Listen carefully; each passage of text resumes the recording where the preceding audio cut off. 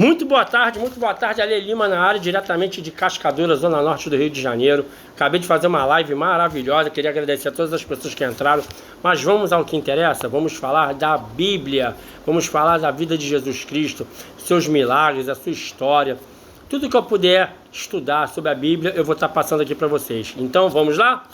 Eu leio a Bíblia e vocês leem também? Vamos lá. Eu fiz um vídeo anterior, ontem, dizendo sobre o milagre da multiplicação dos 5 pães e 2 peixes, por uma multidão de mais de 5.000 pessoas, entre crianças, idosos e mulheres, né?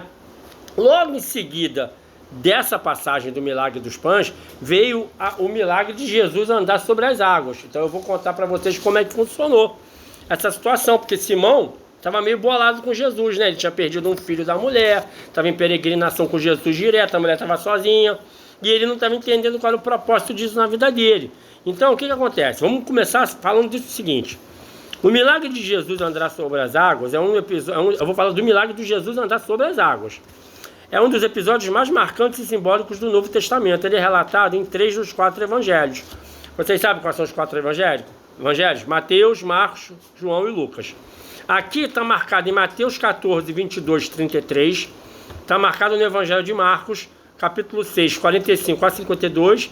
E no evangelho de João, 6, 16 a 21.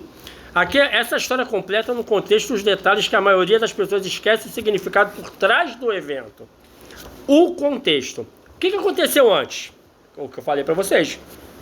O milagre acontece logo após a primeira multiplicação do pães e peixes, onde Jesus alimentou mais de 5.000 pessoas. A multidão estava entusiasmada e, segundo o relato de João, queria forçar Jesus a ser o rei. Para acalmar os ânimos e buscar um momento de oração, Jesus ordenou que os discípulos entrassem no barco e navegassem à frente em direção a Betsaida, Cafarnaum, no Mar da Galileia, enquanto ele, Jesus, subia a montanha sozinho para orar. No meio dessa viagem de barco, teve uma tempestade, a tempestade de madrugada. O Mar da Galileia é conhecido por tempestades violentas e repentinas devido à sua geografia. Ela fica abaixo do nível do mar, cercado por montanhas. Aí tem dificuldade. Os discípulos começaram a remar, mas o vento estava fortemente contra eles. Então eles remavam e não saíam do lugar. O momento entre a quarta vigília da noite, que corresponde ao período entre as 3 horas da manhã e as 6, eles já estavam remando no meio ao lago há horas, exaustos, lutando contra as ondas, o caminhar sobre as águas. No meio dessa escuridão e da tempestade, Jesus vem caminhando em direção ao barco, andando sobre as ondas. E aí eles tomaram um susto, porque ao verem aquela figura flutuando na água no meio da tempestade, os discípulos não pensaram e olha, é o Messias? Eles se apavoraram e gritaram, não, é um fantasma.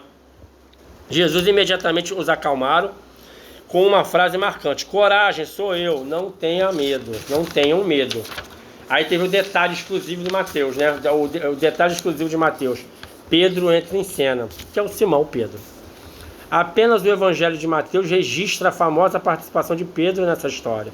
O desafio, impulsivo como sempre, Pedro diz, Senhor, se és tu, manda-me ir ao teu encontro por sobre as águas. Aí Jesus vai lá e fala, vem. Jesus simplesmente diz, vem. Aí vem a dúvida da fé. Por isso que Jesus direto que tem no seriado The Chosen, ele fala, quem curou não foi eu, quem curou foi a tua fé. Então quem tem pouca fé não prospera, tá? Fica ligado nessa situação. E aí vem a fé e a dúvida. Pedro sai do barco e realmente começa a andar sobre a água em direção a Jesus. E eu lembro que Jesus fala para ele assim, da Bíblia, lembro? Na Bíblia, não tire os olhos de mim. Jesus fala, não tire os olhos de mim.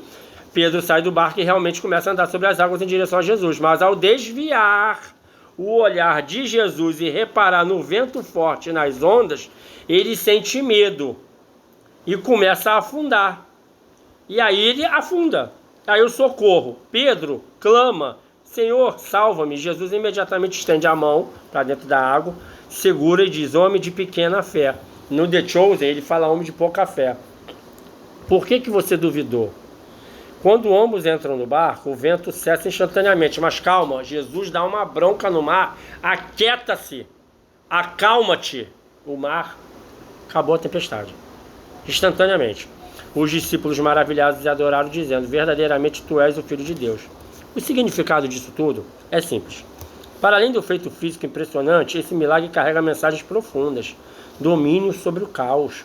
Na cultura judaica antiga, o mar agitado simbolizava o caos, as forças do mal e o desconhecido.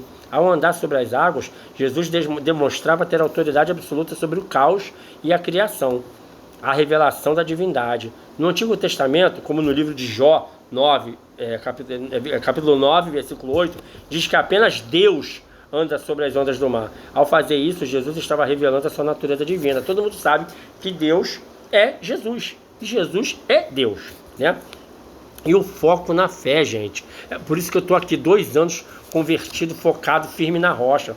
A história de Pedro é uma metáfora clássica sobre a vida. Enquanto ele manteve os olhos no objetivo, que era Jesus, ele superou as leis da física. Quando ele focou nos problemas, o vento e as ondas, ele afundou. Então a gente tem que focar no objetivo sempre.